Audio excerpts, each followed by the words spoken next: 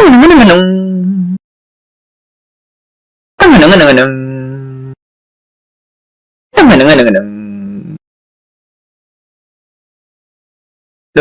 dun dun dun dun dun dun dun dun dun.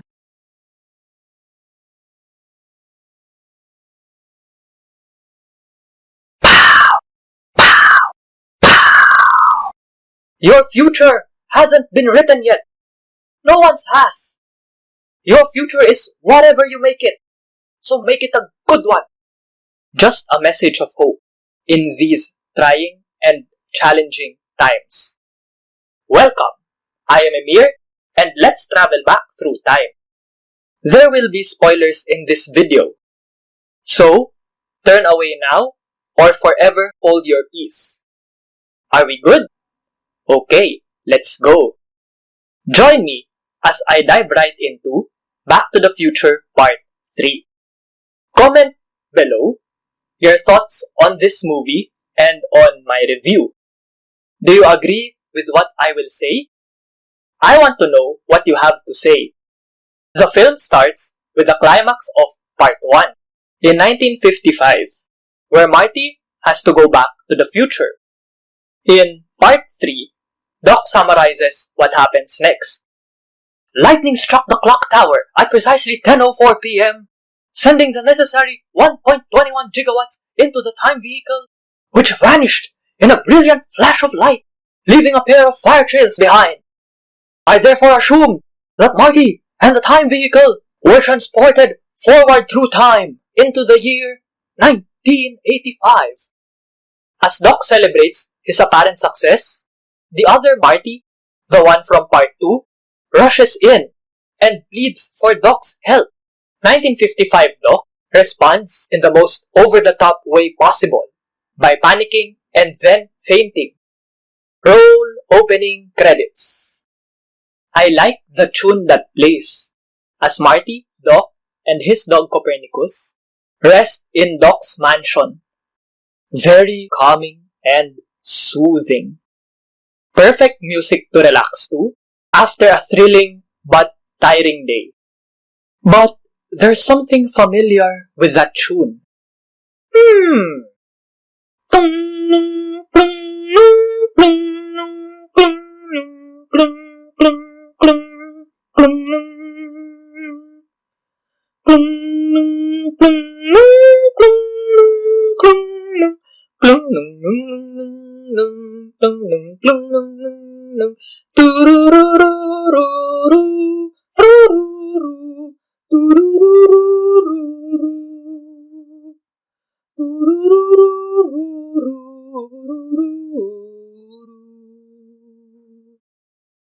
I don't know, but I find this exchange where Marty explains to Doc why he's stranded in 1955 again to be hilarious and quotable. Probably it's because of 1955 Doc's exaggerated reaction to everything. This can't be happening! You can't be here! Doesn't make sense for you to be here! Neither do I here! 1955 Doc reads 1985 Doc's letter from 1885. Wow, I've gone cross-eyed. Instructing Marty to return to the future and not to come back to get him. 1985 Doc. Marty disobeys this, deciding instead to go back to 1885 and bring 1985 Doc home. Why? Because of this.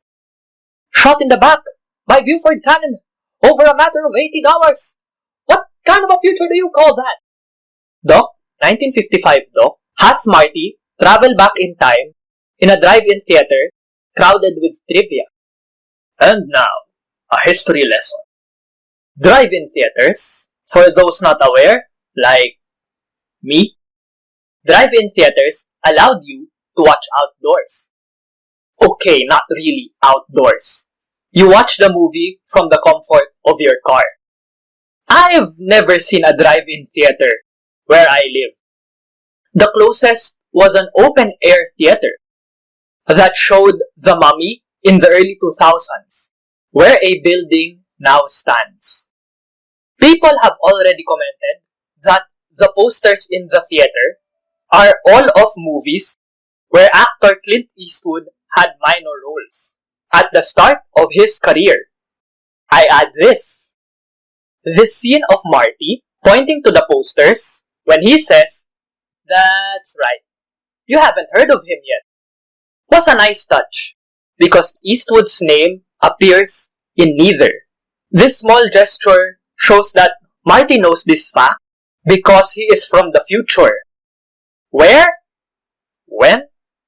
Clint Eastwood is already a big star.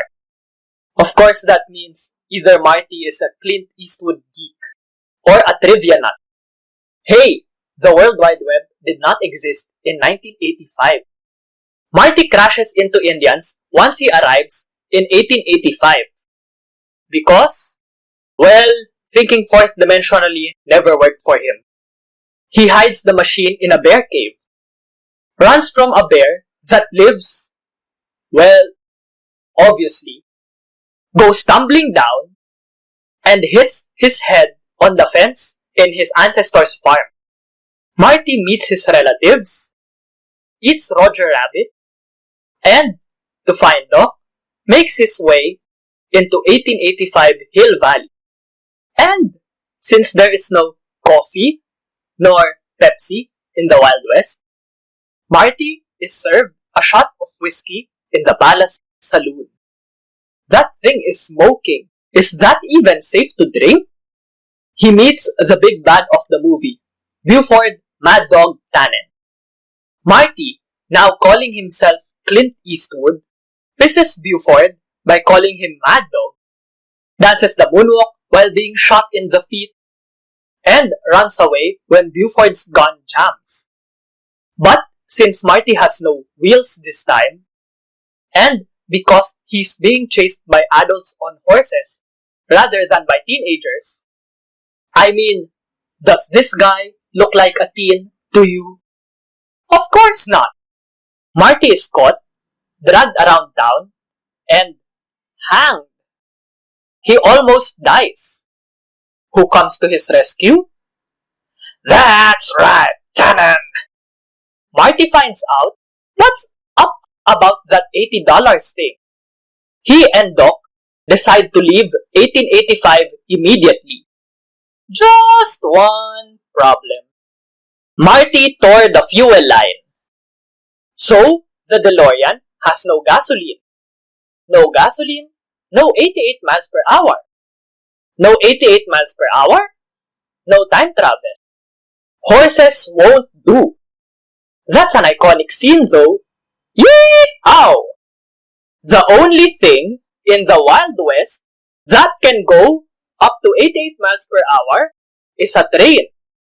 Doc and Marty decide to, quote-unquote, borrow the train on Monday, September 7, the same date of death on Doc's tombstone, and use it to push the time machine across Shonash Ravine, a straight track that would make sure that the DeLorean reaches the required speed. Only another problem. Right, Doc, but according to this map, there is no bridge. A problem. Or is it? The bridge will exist in 1985. It's safe and still in use. While checking the ravine, the duo here screams for help. They saved Clara Clayton, a school teacher, from falling into the ravine. Doc instantly falls in love with her. So much for not believing in love at first sight, huh? I don't think the feeling is mutual, though, until Doc slips up and calls himself the local scientist. Blacksmith. That one word, science, piques Clara's curiosity.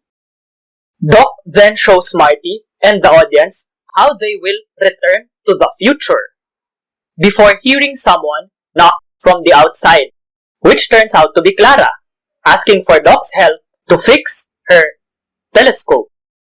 Hey, I've had this role for a while. Might as well use it. She indirectly invites them. Okay, there's two of them, to attend the Hill Valley Festival, where the mayor would launch the new courthouse clock. Marty and Doc attend and have a picture taken with the new clock. Doc and Clara meet. He invites her to dance with him, or at least tries to. Would you like, would you care to, I like how Doc acts awkwardly in this. Because it is realistic. You don't expect an introvert whose only friend is a teenager to suddenly become an extrovert, even if it means spending more time with a person he has fallen head over heels for. And I like how Clara meets Doc halfway. I'd love to. I guess you can tell that someone likes you too if such a person is willing to meet you halfway. Maybe. I don't know. Am I right? I hope so. Maybe I'm just too optimistic. Tell me in the comments below. Doc and Clara then dance to the Wild West version of Double Back by ZZ Top, who appear in the movie with their iconic long beards. And that upside down thing they do with their guitars. The Doc can dance? Everyone's having a good time. Even Marty. But then, the party poopers come to spoil the fun.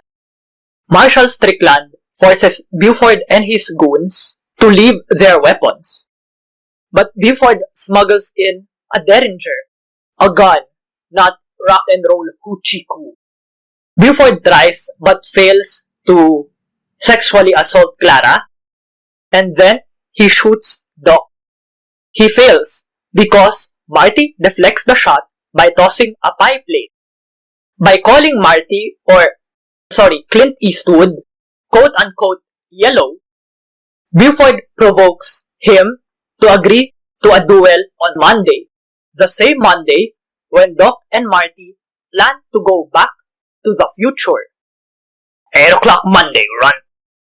If you ain't here, I'll hunt you and shoot you down like a duck. It's dog, Buford. Shoot him down like a dog. Marty gains the respect of the townspeople, but his ancestors call him out for giving in to a hothead instead of just walking away. This point in the movie is important to Marty's character development. This character trait starts in part 2, but I must address it here. I cannot simply leave it in the sidebar. Marty loses his cool every time he's called a coward, chicken, or yellow. To prove to others that he's not afraid of anything, he'd agree to do reckless things. This causes him to make bad decisions, which jeopardizes his future. The duel with Buford is no exception. When Marty and Doc check the picture of Doc's tombstone, they find that Doc's name has been erased. But the date is still there. September 7, 1885, the Monday of the duel. So, it may not be my name that's supposed to end up on this tombstone. It may be yours. Great Scott! I know this is heavy. Marty, we all have to make decisions that affect the course of our lives. You've got to do what you've got to do. And I've got to do what I've got to do. This, I think, is the most important lesson from the trilogy. Even more important than part 1's. If you put your mind to it, you can accomplish anything. Success does not depend solely on our hard work. But all our hard work can be erased and rendered useless by a single decision, action, or slip of the tongue. It's like this poster behind me. Let me bring the camera. Turun turun turun turun turun turun turun turun turun turun turun turun turun turun turun. Chill. Relax. Don't lose your cool. What choice does Marty make? Will he face Buford or back out?